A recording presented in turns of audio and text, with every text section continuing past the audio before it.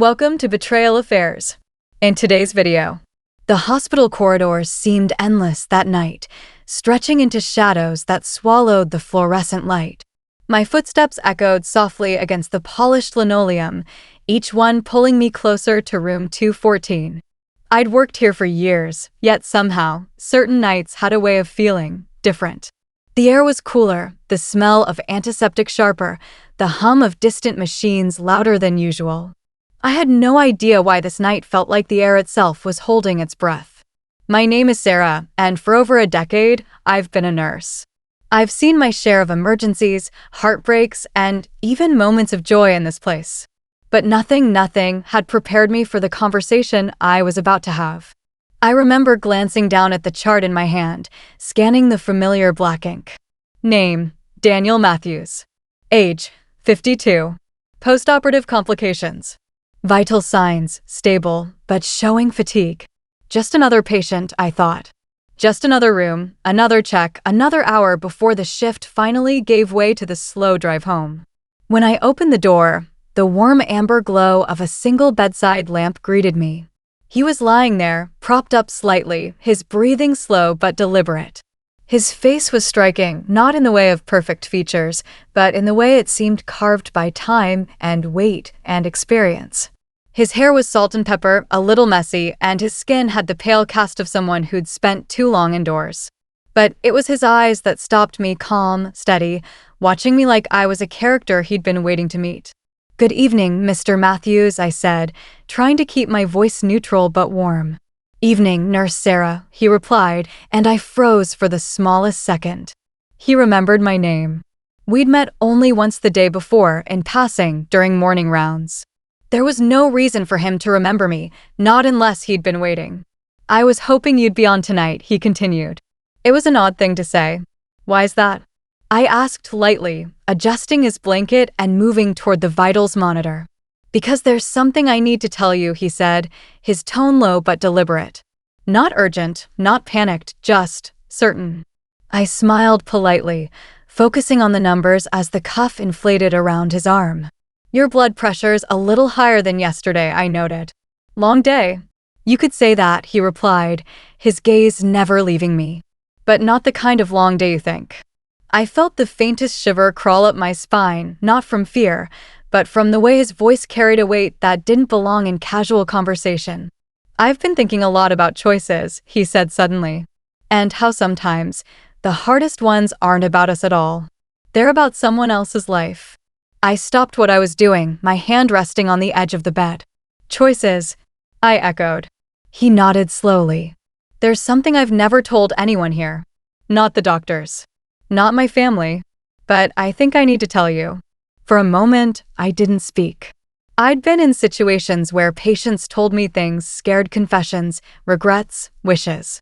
But there was something about the way he said it. It felt heavier, like it might change the air in the room once spoken. "You can tell me," I said softly, my nurse's voice giving way to something more human. He inhaled deeply, eyes drifting toward the window where rain had begun to patter softly against the glass.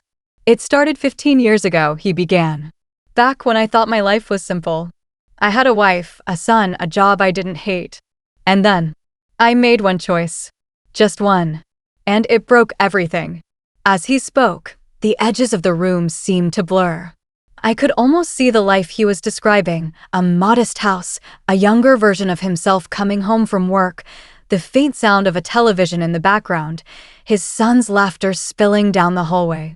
He painted the picture slowly, his words deliberate, each one pulling me further in. He told me about his wife, Claire, warm, steady, the anchor in his life. And about the night he stayed late at work and accepted a ride home from someone he shouldn't have. It wasn't just about the ride, it was about what happened after. The way temptation had slipped into his life like a shadow, how one small act led to another until the person he thought he was no longer existed. His voice faltered when he described the moment Claire found out, the silence that followed, the way her eyes had changed. "She didn't yell," he said, his voice cracking. "She didn't cry. She just looked at me, like she'd never seen me before.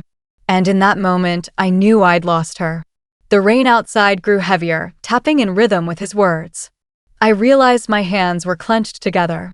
He went on to describe the years that followed, how their marriage had limped along until it couldn't anymore, how his son had grown distant, how holidays became obligations instead of celebrations. Every sentence seemed to carry decades of pain. And then, as if the story wasn't already breaking my heart, he told me about the letter. "I wrote it last week," he said quietly. "It's in the drawer beside me. For my son. I don't know if he'll ever read it, but I had to write it." My eyes flickered toward the nightstand, imagining the folded paper waiting there, its words holding a lifetime of regret and love. We sat in silence for a long time after that. The only sounds were the rain, the steady beeping of the monitor, and the soft rustle of his breathing. "You don't have to say anything," he murmured at last. "I just needed someone to know." I swallowed, my throat tight. "Thank you for trusting me," I said. It felt inadequate, but it was all I could manage without breaking the delicate stillness between us. When my shift finally ended, I didn't go straight home. I sat in my car, hands on the steering wheel, staring at the rain streaking down the windshield. His story kept replaying in my head, not just the betrayal, but the loneliness of carrying it for so long. In nursing school, they teach you how to heal the body, but they don't teach you how to carry someone's truth. They don't teach you that sometimes the most important thing you'll do for a patient is simply listen. And that night, in room 214, I realized something I'll never forget. Sometimes, the most profound impact we can have on another person's life isn't in what we fix, but in what we're willing to hear.